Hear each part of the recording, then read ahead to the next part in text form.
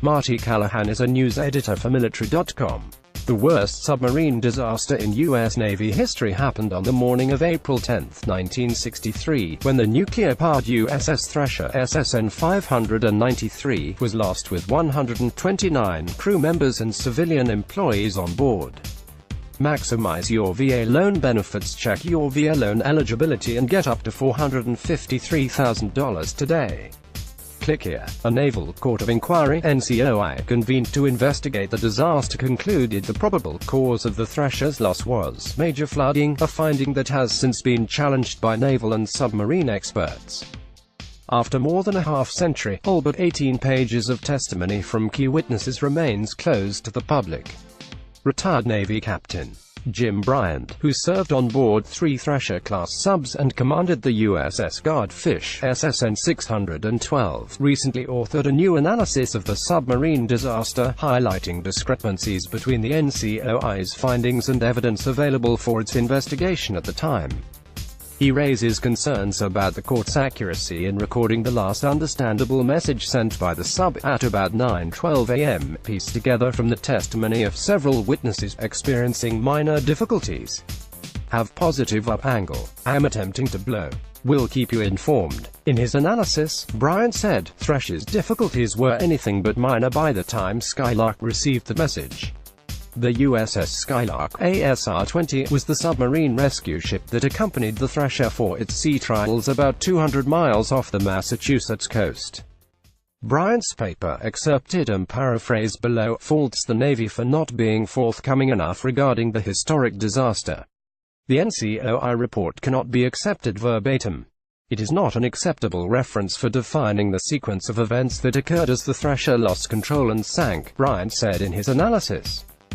The boat was below test depth of about 1,300 feet and its nuclear reactor had just shut down. The Thresher had negative buoyancy and there was no power to drive it back to the surface, he continued. The Thresher tried to blow its main ballast tanks with no effect. According to Bryant, it would take the crew at least another 20 minutes to restore main propulsion, time they did not have. The Thresher kept sinking until its hull imploded at a depth of about 2,400 feet, releasing energy equivalent to the explosive force of about 22,000 pounds of TNT. The hull collapsed in 47 milliseconds, about 1/20th of a second. The Thresher's crushed and shattered hull was later found just off the continental shelf, at a depth of more than 8,000 feet. Bryant said the Thresher's final descent and implosion was recorded on paper time frequency plots in great detail by the Navy's Underwater Sound Surveillance System (SOSUS). All of the data recorded by SOSUS was available to the Naval Court of Inquiry, he said.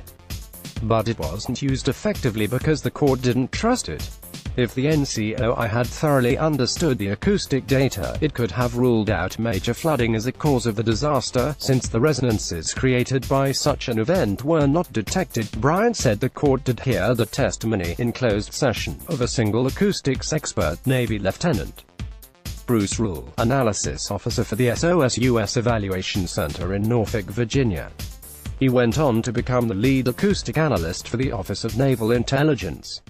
Rule analyzed the acoustic data from the Thresher during its final dive.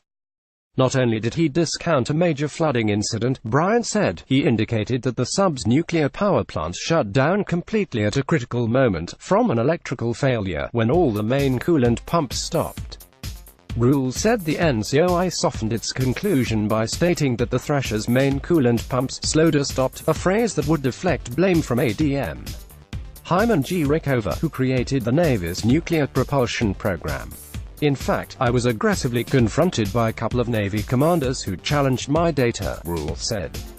I don't recall their names, but I do remember the vicious and unsuccessful attempt to get me to change my testimony, because the Court of Inquiry didn't trust the SOSUS data, Bryant said. It relied heavily on the Skylark's underwater telephone communications log and testimony from crew members in defining the tragic sequence of events. The NCOI interviewed many witnesses about underwater communications with the Thresher during its final dive, he said. Yet the Navy has released only a small portion of that testimony since 1963. We have no way of comparing the original words from witnesses with the language of the NCOI's final report on the Thresher's loss, Bryant wrote.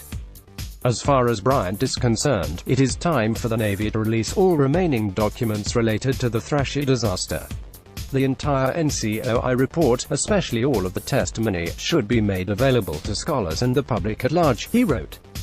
That report is sitting in a federal records center, waiting for more than a decade to be transferred to the National Archives. In other words, he argues the Navy should comply with the spirit of Executive Order 13,526, issued in December 2009. It created the National Declassification Center to facilitate the timely and systematic release of classified material. Bryant said that even a small gesture, such as releasing the unclassified sea trial agenda, would demonstrate a concern for transparency and provide greater insight for historians. To date, he said, formal requests for Thresher's sea trial agenda have been repeatedly and systematically deferred by the Navy. For more information, see Thresher Disaster, New Analysis, by Captain Jim Bryant, USN Rep., a research paper currently under review for publication by the Naval Engineers Journal. A 3,000-word article based on this paper is tentatively scheduled for publication in U.S. Naval Institute Proceedings magazine. The opinions expressed in this op-ed are those of the author and do not necessarily reflect the views of military.com. If you would like to submit your own commentary, please send your article to opinions@military.com for consideration. Show full article.